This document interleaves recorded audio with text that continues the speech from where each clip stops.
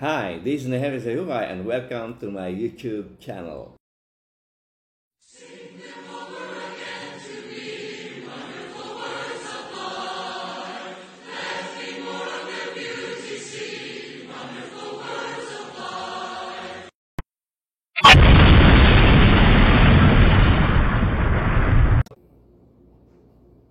Kung bago po kayo sa channel na ito, sana po ay mag-subscribe kayo at i-ring nyo na rin po yung bell para sa ganon ay ma-notify kayo sa mga bago pang video na akin pong i-upload. At sa pagkakataong ito ay tinutuloy lang natin yung ating pag-aaral sa Gospel of Jesus Christ according to John. At tayo po ay nasa chapter 10 na po ng pag-aaral ng aklat na ito at ito po yung ating part 2. Nung nakaraang sa part 1 ay gumamit ng talinhaga ang ating Panginoon Kristo para tumbukin yung mga Pariseo na sila ay hindi tunay na mga pastor ng tupa, kundi sila po yung mga magnanakaw at tulisan. Sila po ay illegal na sumulpot lamang kahit isang katiting na talata sa Matandang Tipan ay walang nabanggit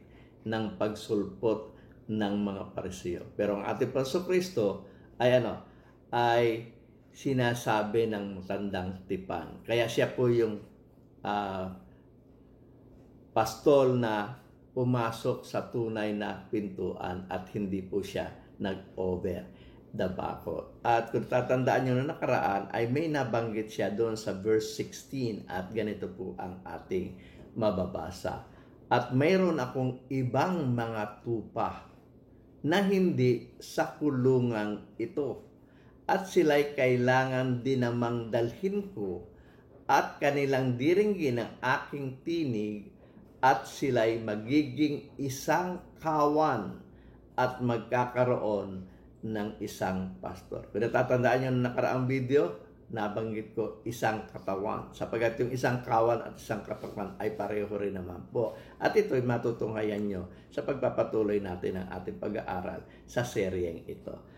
So, pansinin po natin, ang sabi po ng ating Panginoon Kristo, meron pa siyang ibang mga tupa na hindi sa kulungang ito. Yung tinutukoy niyang kulungang ito, yung mga Hudyo na kukunin niya sa mga Pariseo.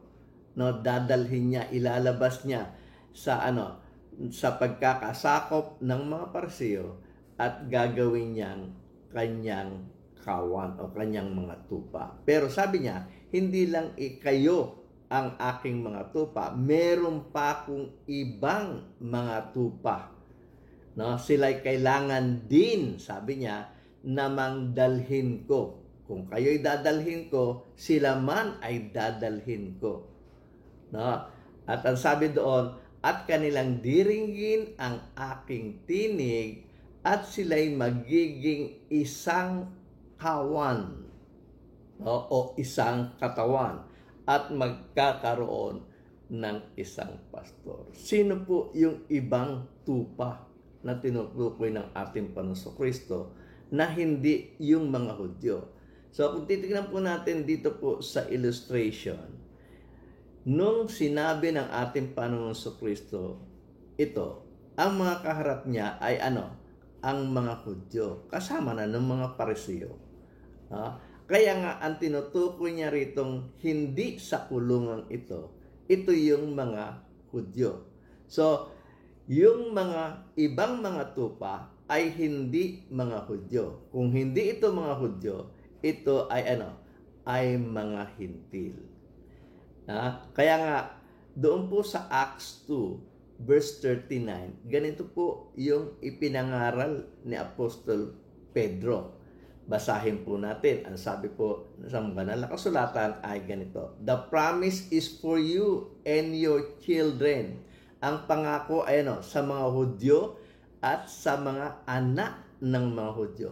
Pero hindi po natapos doon. Ang sabi ni Apostol Pedro, ang sabi po niya, the promise is for you and your children and for all who are far off, for all whom the Lord our God will call. So, meron pa siyang tinutukoy na nasa mga malayo. No, nasa malayo. At yung mga tinutukoy niya nasa malayo, hindi ito yung mga Hudyo at yung mga anak ng mga Hudyo. Sa mga tuwid, ito ay Ito ay mga Hintil. Sa Biblia po ay dalawa lamang po ang grupo ng mga tao. Meron pong mga Hudyo at yung pong hindi mga Hudyo ay tinatawag na mga Hintil. At yung mga Hintil, yung po yung kagaya natin, mga Pilipino, mga Amerikano, mga Hapon, na hindi po sakop ng lahi ng mga Hudyo. No, ibang lahi po tayo. Ang tawag po ng Biblia sa atin ay mga Hintil. So, tignan po natin, buuin natin yung ating illustration at ganito po ang ating makikita sa illustration. Doon sa personal ministry ng ating Panginoon Kristo, doon niya sinabi na meron pa siyang ibang mga tupa. Bukod doon sa kanyang mga kausap na inaagaw niya na nga doon sa mga Pariseyo. At doon sa Acts 2, makikita natin, sinasabi nga ni Apostol Pedro na hindi lamang ang mga Hudyo at ang kanilang mga anak ang tatawagin ng Panginoon, kundi ang mga nasa mga malayo. So, sino po yung nasa malayo? Sinabi na natin, ito ay ang mga Hintil. At ganito po ating mababasa dito po sa Ephesians chapter 2 verse 11. Ganito po ang ating mababasa. Ang babasahin ko po ay ang Biblia. Verse 11, kaya nga alalahanin ninyo na kayo noong una mga Hintil. So, ang sinusulatan po ay ang mga Hintil. Ang sabi, mga Hintil sa laman, tinawag na di pagtutuli niya ang tinatawag na pagtutuli sa laman na ginawa ng mga kamay. Verse 12, natin babasahin, chapter 2, verse 12 ng Epeso, na kayo ng panahong yaon ay mga hiwalay kay Kristo, na mga di kabilang sa bansang Israel, mga taga-ibang lupa tungkol sa mga tipan ng mga pangako, na walang pag-asa, walang Diyos sa sanlibutan. Verse 13, datapwat ngayon kay Kristo Jesus, kayo nung panahon ay nalalayo, ay inilapit sa dugo ni Kristo. Kaya yung ibang kawan na sinasabi ng o ibang mga tupa na sinasabi ng ating Panginoon Kristo na lalagay niya sa isang kawan, ang sinasabi niya po ay ay ang mga Hintil na nalayo sa Kanya at muli niyang pababalikin. Ang sabi po doon sa Ephesians chapter 3 verse 6, ganito po ang ating mababasa, na ang mga Hintil ay mga tagapagmana at mga kasangkap ng katawan. So, hindi bukod na katawan, hindi bukod na kawan ang ipaglalagyan ng mga tupa. Sa isang katawan lamang. Kasangkap po sila eh. Kung ang mga Hudyo ay nasa isang katawan, yung kaisa-isang katawan na yon, doon rin isasangkap ang mga Hintil. Kaya nga sabi na ang mga Hintil ay mga tagapagmana at mga kasangkap ng katawan at mga may bahagi sa pangako na kay Kristo sa pamamagitan ng Ebanghelyo. So muli tayong bumalik doon sa chapter 2 ng Epeso at ang basahin po natin ay 14 at ganito po ang ating mababasa. Sapagkat siya ang ating kapayapaan na kanyang pinag-isa ang dalawa. Sino po yung dalawa? Ang mga Hintil at ang mga Hudyo. Yung kanyang mga tupang Hintil at yung kanyang mga tupang Hudyo. Na sabi, at sapagkat siya'y ating kapayapaan na kanyang pinag-isa ang dalawa at giniba ang pader na nasa gitna ng paghihiwalay. Sa verse 15, ang sabi, na inalis ang pagkakaalit sa pamagitan ng kanyang laman, kahit ang kautusan na may batas at ang palatuntunan upang sa dalawa ay lalangin sa kanyang sarili ang isang taong bago, sa ganito'y ginawa ang kapayapaan. So, kaya nga, madalas natin nababasa sa mga sulat ni Apostol Pedro o Pablo na wala nang mga Hudyo, wala nang mga Hintil. No? Wala nang identity ng Hudyo, wala nang identity ng mga Hintil. sila ay isang taong bago na. Iba na ang pangalan nila, iba na ang pagkakatawag sa kanila. Sila ay mga alagad na ng ating Panginoong Jesucristo. Sila ay mga tupa na ng ating Panginoong Jesucristo. Kaya sa verse 16, ganito po ang ating mabasa, at upang pagkasunduin silang dalawa, okay, sa isang katawan, sa Diyos sa pamagitan ng krus, na sa Kanya'y pinatay ang pagkakaalit. So, isang katawan lamang po, hindi magkabukod na katawan, no? Hindi magkabukod na kawan. So, verse 17, ganito po ang ating mababasa. At siya'y naparito at ipinangaral ang kapayapaan sa nangalalayo. Sino po yung nangalalayo? Yung mga hintil. At ang kapayapaan sa nangalalapit. Sino po yung nangalalapit? Ang mga Hudyo. So, pareho pong tinawag ng Panginoon. Pareho pong narinig ng mga tupa ang tinig ng pastol na walang iba kundi ang ating Panginoon Kristo. Yung mga nalalayo ay duminig sa tinig ng pastol at yung mga nalalapit ay duminig sa tinig ng pastol. Walang iba kundi ang ating Panginoon Kristo na tinawag niya yung mga tupa, maging yung ibang mga tupa na wala sa kulungan na yon.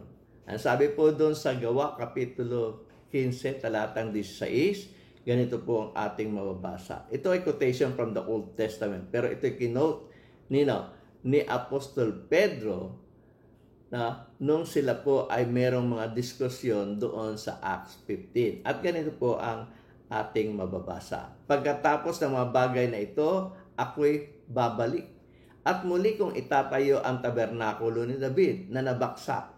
At muli kong itatayo ang nangasira sa kanya. At ito'y aking itatayo. Bakit niya itatayo? Ang dahilan ay nasa verse 17. At ganito po ang ating mababasa. Upang hanapin ang nalabi sa mga tao ng Panginoon at ng lahat ng mga hintil na tinawag sa aking pangalan.